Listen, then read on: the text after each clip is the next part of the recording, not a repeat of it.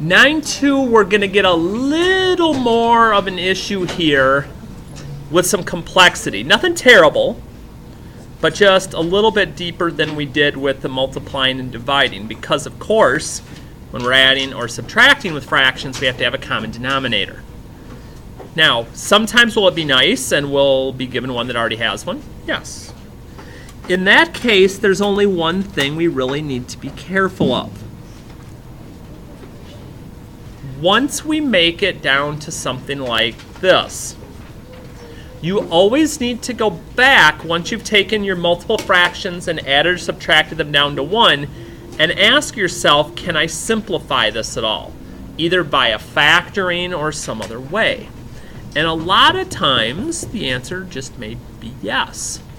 Because if I do this one and I look at this for a second, is that awesome? Yeah. Thank you. Can I factor anything out of there? Maybe. It's the Friday afternoon swoon. 2, Harty, you can take a 2 out. Okay, so if I take a 2 out of each of those, and again, the only time I can get to this point is once things are simplified, then I can go ahead and whack the things that we have in common and reduce this down.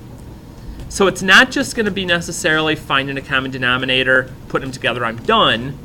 I have to go back again at the end and see if there happens to be something that I may be able to factor. And that's going to be true with all of these. We're always going to like it if I have a common denominator already. It's one less thing I'm going to have to concern myself with. But I still have to be cautious. Plus and minus bonds are strong. So strong that the only way that you can cancel anything out is if you see something identical somewhere else. That does not mean I can whack these x's all of a sudden. Oh, that's bad. Can't do it. Sometimes when I see pluses or minuses on my polynomial terms, I go ahead and I put parentheses around just to remind me, okay, unless I see something identical, I can't do anything. But can I factor the numerator? Yes. Yep. 4 and 4.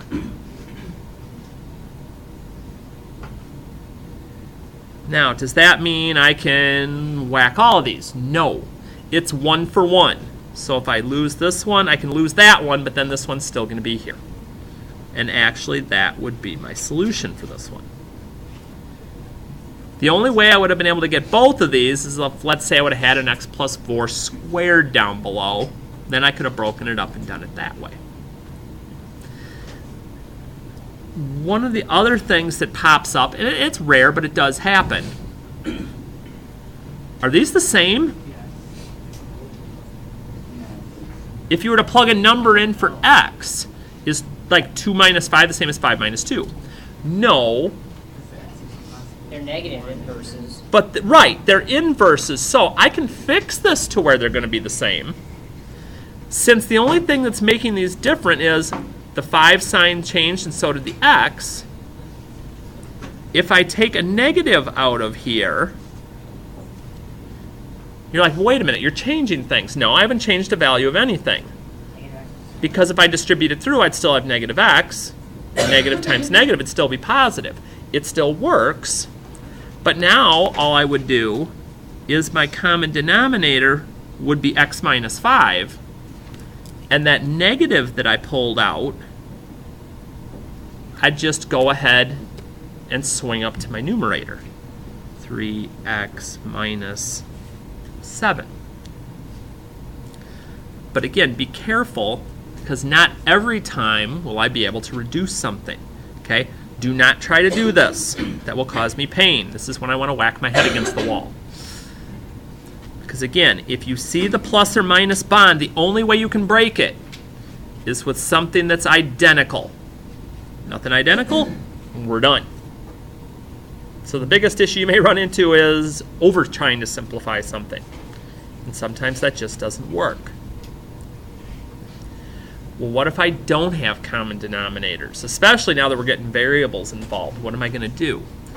I've got a couple of examples down here that kind of go into a little bit of detail. but I've kind of got my own way of looking at it that I think sometimes can be a little more simplistic, at least.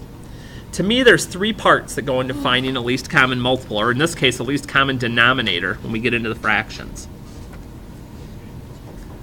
So it consists of looking at any coefficients that we have first. So like in this first example, 16, 40, and 15 would be my coefficients. I would just look at those and try to figure out what the least common multiple of those would be. Now, some of you may have been taught before, you can just multiply them all together and it'll work. That'll get you a common multiple, but not necessarily the least. It may mean you have to do a little more reducing at the end. I like to find the actual least one. And sometimes you can do that by just writing factors out, or sometimes if the numbers are small enough, you may even be able to kind of start counting in your head by the number until you find one that works. Now, I don't think most of you are probably going to do that with these three, but again, this is a way that you can kind of work that. Once you get set with that,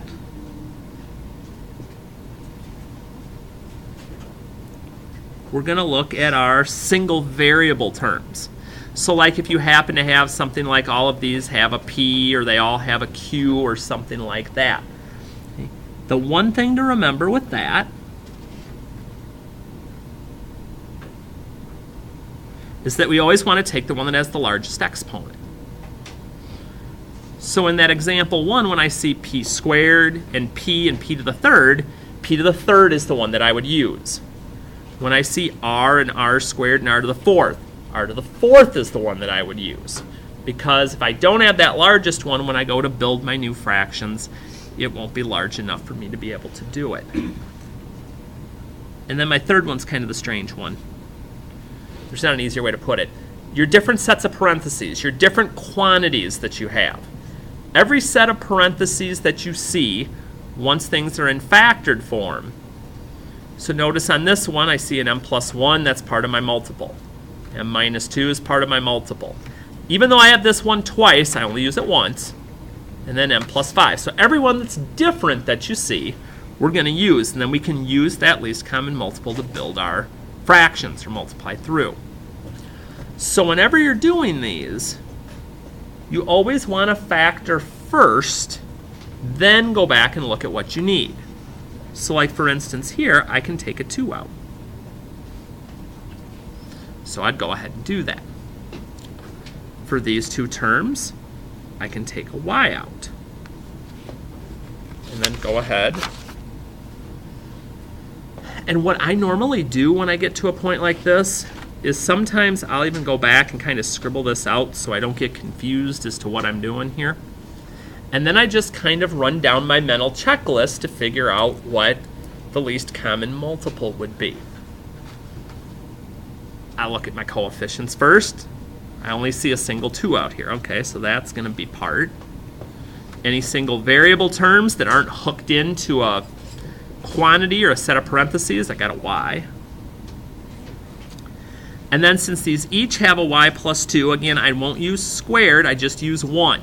The only time I'd use squared is if one of my polynomials had a squared term. And so if we were looking now to build a fraction, that would be our denominator that we'd be using and working it out that way. So for any time that you're doing any of these, always look to factor first. Sometimes you may not be able to. Other times, you may be able to do more than you might think. Like at first glance, you may look at that second one and say, okay, I can take out a 5. But then look at it again. Can I do anything else to that second one? Yeah. It's a difference of squares. So I have to be careful of things like that to make sure that I don't miss out on an opportunity. So once we've broken it down, what would my least common multiple look like?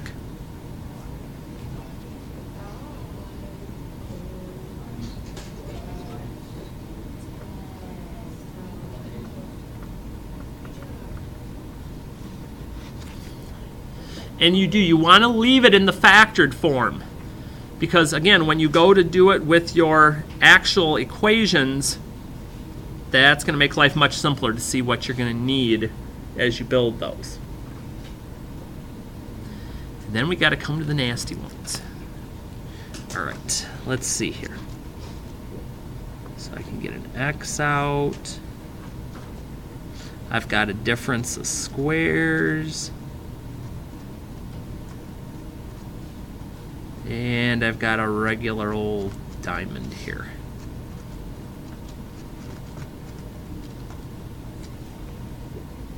So factor everything down as much as you can. And then go cherry picking for the stuff that you want. So let's see here. Only got one single variable term, so we don't have to think about that. Let's see, I've got x minus 3, got that. X plus 7, got that. And we got an x minus 7. So you'll notice, even if you just see it once, it doesn't have to be in every single term for you to use it. It could be, but it doesn't have to be. And then we get that situated. But that's just the actual first part to what we're doing, is finding that common multiple. When we're actually trying to work through a problem, we're going to do this, but then we're going to have to build ourselves some new fractions that have the same denominator so we can combine it, and then say we can factor it again and simplify it again. So this can get a little tedious. So for instance, in this first one, I'm not going to pay attention to what's going on up here for right now. I'm just going to pay attention to the denominators. So let's see here. Factoring this one out. Now be cautious. If you have a common factor first, that needs to come out. So if I take the 2 out,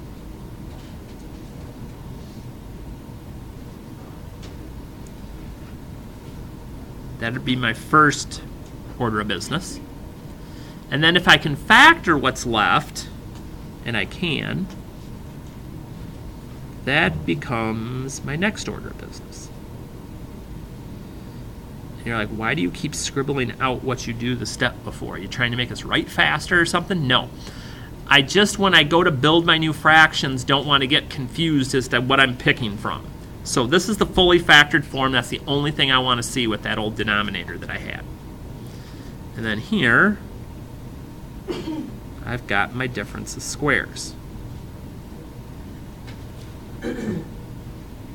One other thing that I normally do, and this is just a personal preference type of thing, when I have a problem with subtraction, sometimes people forget that and they get signs mixed up. So one other suggestion I like to make is whatever's over here, I'll put the negative up with it and turn this into addition just so I don't forget about the negative later. But if you're comfortable with that, that's fine. No big deal. So once I've factored those out completely with my denominators, what's my new least common denominator going to be?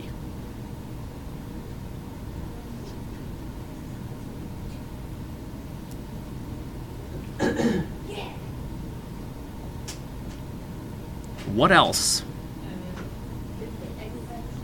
Minus 2. Okay. X plus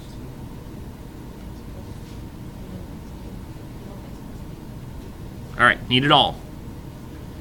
Every unique quantity and then a coefficient 2. And I didn't have any single variables this time. I won't have that every time. And here's where teachers start to do this differently. Some teachers will say, I'm going to multiply each term by that. So what we'll do here is I'll kind of do one each way, and then we'll kind of talk about which way you might like better. So if we went the multiplying format of this, what you would do is you write your new LCD.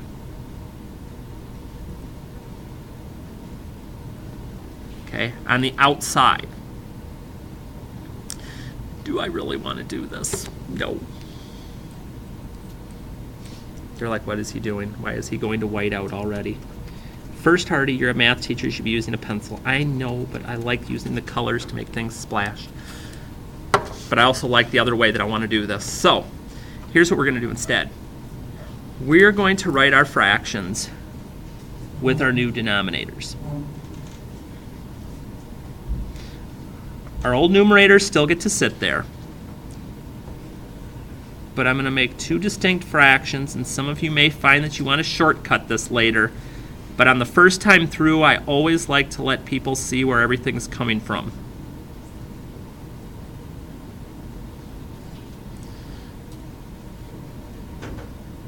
So my fractions have their new common denominator, and I left what was originally up in the numerator.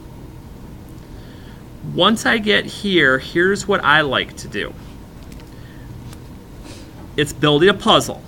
Here's my old denominator for the first one. Here's my new one. What do I have to multiply this by to get to this? In other words, what's missing? Well, I've already got the 2, and I've already got the x minus 2, and I've already got the x plus 3. Whatever I don't check off, which in this case is the x plus 2, is that extra piece I need up in the numerator. So sometimes it can just be as easy as checking off, and some of you will start to be able to just visually see this. Sometimes it may be more than that. Like I get to my second fraction, and again, how do I get from this to this?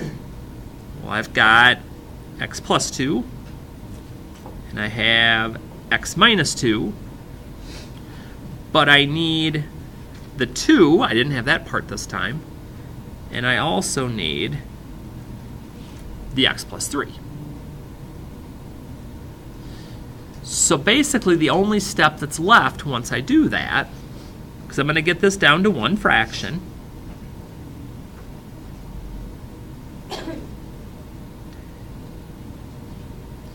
is I'm going to go ahead and I'm going to distribute and I'm going to simplify and I'm going to combine like terms. So for instance here, I like to do a little bit of side work here, whether I do it over here or just above. So I'm like, if I distribute here, this would be 6x plus 12. And then I notice I'd multiply these two together. So that'd be negative 4 times x plus 3. And I normally just do this off to the side because when these denominators get this big, do you really want to keep writing the denominator over and over and over and over again? Probably not. So I look at these and I say, okay, I distribute it up here. I'm going to combine like terms. So 6 minus 4 would be 2x. 12 minus 12 is 0. Oh, okay. So I get them down to one fraction. A lot of times I'm going to be done here, but is there anything left I can do? Yeah, I noticed multiplication bonds are not strong. I can't even see them. So if I see something that comes by that's similar that I can whack, I do. And get them out of there. Sound effects. So, now, does that mean I can go through now and say, ooh,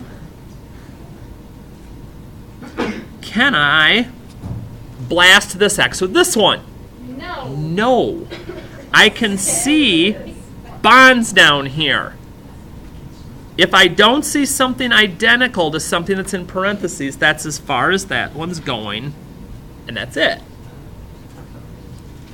Why did you, right at the beginning, why did you change the 2 and negative? Because what happens a lot of times, if I don't do that, and let me put that up on here so you can kind of see. If I'd have left this as just minus and that being a 2, what happens a lot of times is when somebody sees this,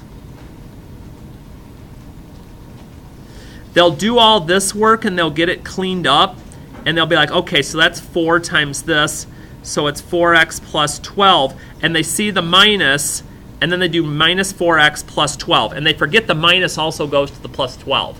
So by putting it up there right away, it helps remind me that when I'm distributing to whatever else I have, that I don't forget the minus. If that drives you crazy, you can leave it, but I've just seen so many people over time mess that up that I'm like, ugh. Yep, absolutely. All right, let's keep LCD in it here, but keep firing questions if you've got them too. All right, so number 8, ooh, no parentheses. 7, 14, and 21. No, it's always going to be at least as large as your largest value. Because if you think about it, if I've got 7, 14, and 21, and I just started counting by multiples of 7, by 14, and by 21 until I found something that all 3 lists had in common. Now again, some of you may do it differently. That's how I'd always done it. I've had some people say, well, I do it like this. Like 7 is really 7 times 1, and 14 is really 7 times 2.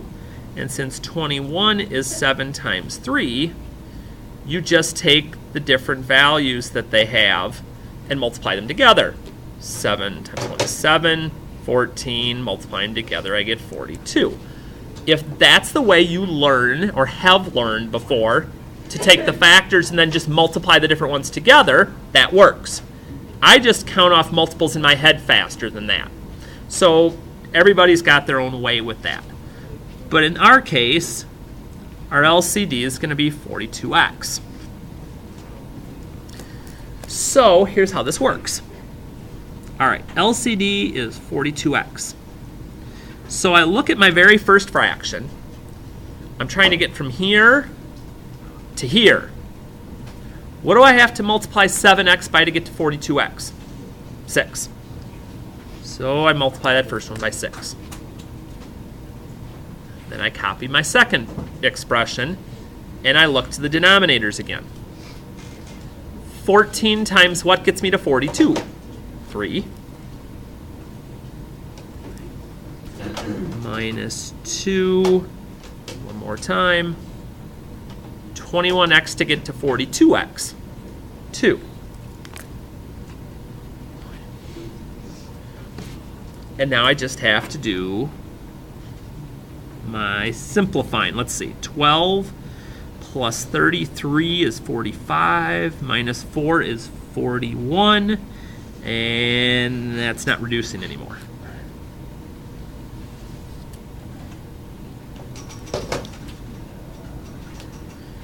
So sometimes you see, in our first example, we had to factor first. Here we didn't. Do we a number 9?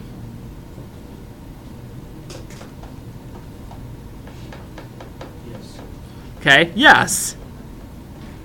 If there's ever, especially with denominators, if there's anything you can factor before you start, you need to. Because otherwise, we could screw up this LCD. Speaking of which, what is my LCD going to be? 6, 1. Okay, 6, because I have a coefficient, y minus 2. And then leave it that way. Don't distribute it back out.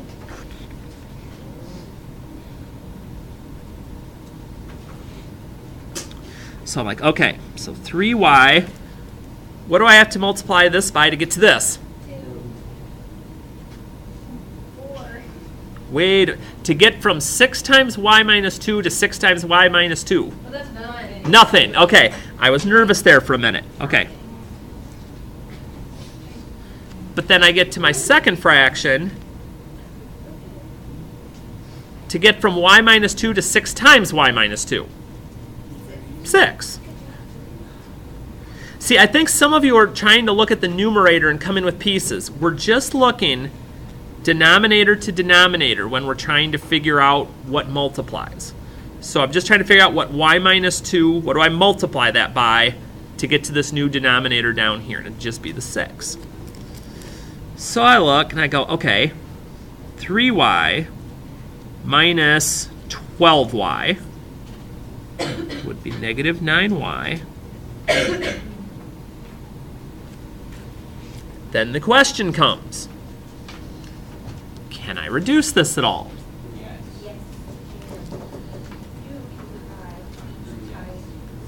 Yes.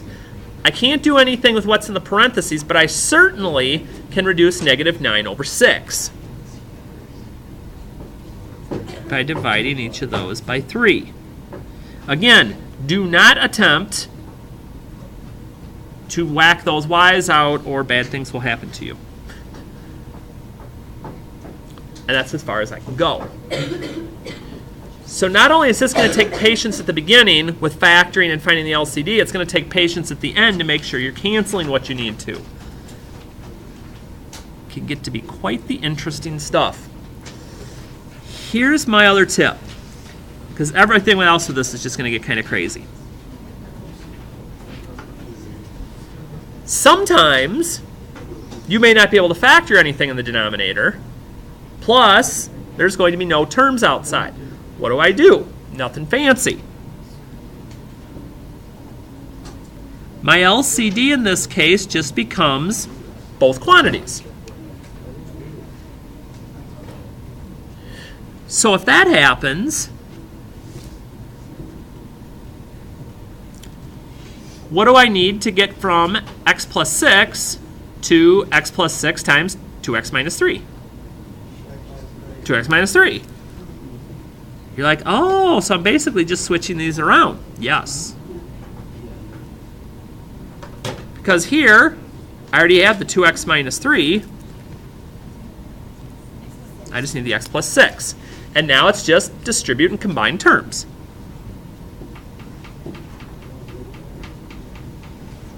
Let's see here. 6x and 5x is 11x. 9 plus 30. 9 plus 30, yep, is 39.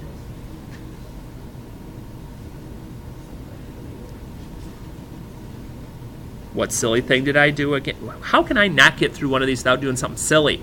What did I do silly this time? Yes.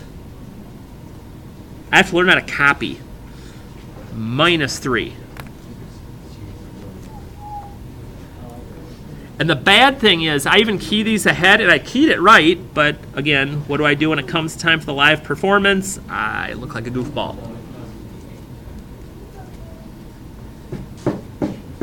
I should whack myself with the fake hammer. Do it, they say. Okay. Okay, this is oh. Is that a baby toy? Yes. Sound effects coming from here. Okay. But that one, that's all I can do. I can't factor that down anymore, and I can't cancel anything. So I'm basically done with that one. So let's see. Let's find some other ones that look more like fun. 11 does. Can I factor either of my denominators in number 11? Yes. Yes.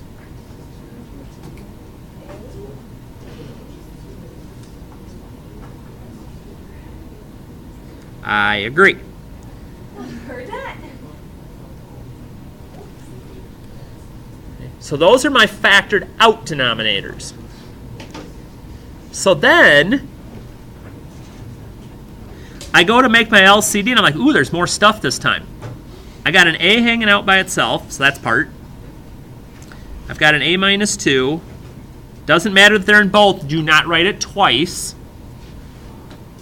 And then I've got an a plus 2. So I'm like, okay. So I got my 10 here. So I start looking, I'm like, okay, I already got a. I already got a minus 2. But I don't have the a plus 2. Because whatever it takes to get from here to here is what I'm attempting to build. And I see my minus in the middle. And I've got both quantities, both sets of parentheses, but I don't have the solo a.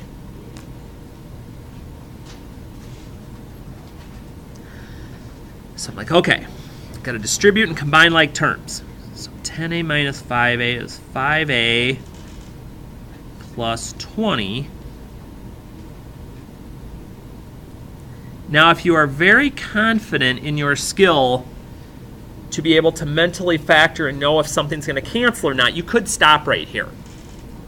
But if you're that one that about the time you don't factor continuously, you're going to mess something up, because I always look at this and notice I could take a 5 out of each of those. Not out of these two I could. Because here, they'd both have to have an A for me to take an A out of there. And you're like, well, why did you go ahead and do that? Because still nothing's going to cancel, because this is the only stuff that's available to be canceling, because none of these are the same. So either of these would be correct as a solution. It wouldn't have to be just one versus the other.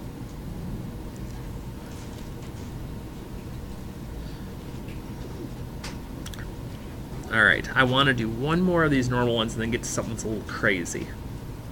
Let's go to 12, and then we'll get into the complex fractions, because everything else looks pretty normal here. Okay, so 12. What's my common denominator going to be?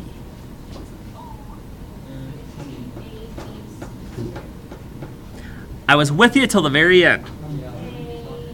15ABC.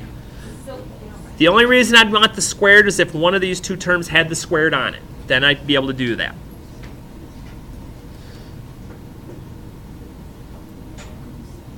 So I've got 4a there already. And again, I'm trying to get from my old denominator to my new one.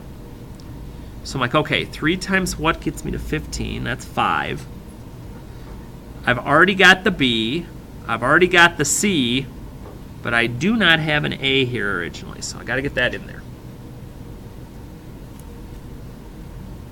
Then, to get from here to here, 5 times what gets me to 15? 3 does.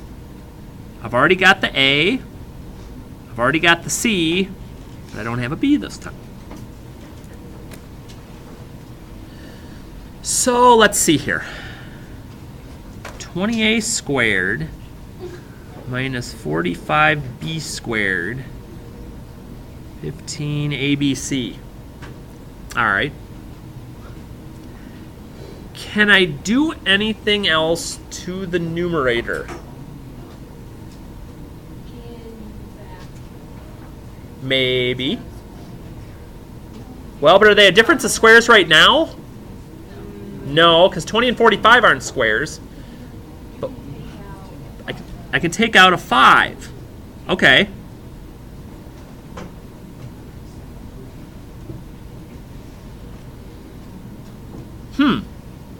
That's kind of interesting. So I take out the 5. Now what's that do? Now it's a difference of squares. Like, holy cow, Harty. So I look at that and I go, okay, I see that's a difference of squares, but I also notice that now that this 5's out, I can reduce it with this. Okay, how do I want to do this where I'm not going to take up too much space? So 5 will go in here 3 times. So I have a difference of squares, 2a plus 3b, 2a minus 3b, or 3abc. And then the question arises again. Can I whack anything else? No. These guys are bonded up by plus minus with the parentheses. The only way I could get rid of them now is if I saw the same set. These are all loose ones. So that's as far as I'm going. Now some of you may say, couldn't I have just stopped here? Because again, it didn't cancel anything. Could I have just stopped if I turned this into 3? Yes.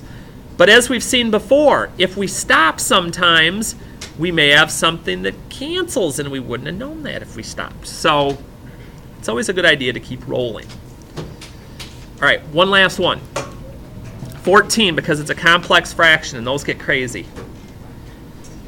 So my first job with the complex fraction, ignore the second denominator here. Ignore the bigger fraction. We're just going to deal with what's going on up top first. So up top, I notice my LCD would be x minus y, x plus y. I'm still going to forget that that's there. So I go, okay, x minus y, x plus y. And I'm trying to get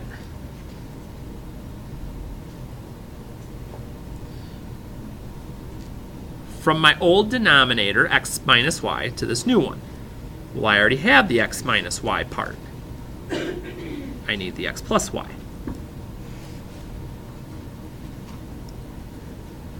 My second fraction, I already have the x plus y. I need the x minus y. So I'm going to get this simplified.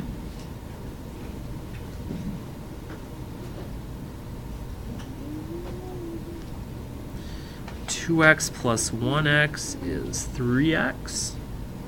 2y minus y would be y. And again, this is just the top or the numerator of my big fraction. I'm not done yet, but this last part's not going to take too long. Because really all this is a division problem. So I kind of make myself a little space here and I go, okay, so 3x plus y over x minus y, x plus y, divided by 1 over x minus y. But, yes, when you're dividing, you're really multiplying by the reciprocal. So really what's happening here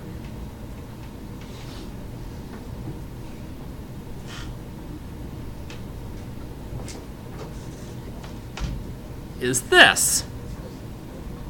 I'm taking that second fraction and I'm taking its reciprocal. And by taking its reciprocal, and since I'm multiplying now, I don't need to worry about common denominators and all that fun stuff. If I see things that are alike, blast them. But don't get over happy with your blasting that you do something silly, like think now you could whack the x plus y's and leave the 3. Don't do it. That 3 is bonded in there, so they're not quite the same, so I have to leave it.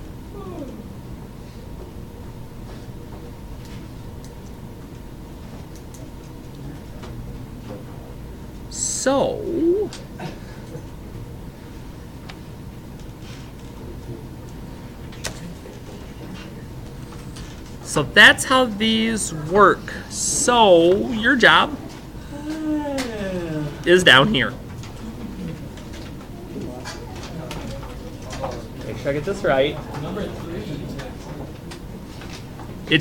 It should be number 3, because what am I forgetting? Plus prep 75. That's it. I knew that.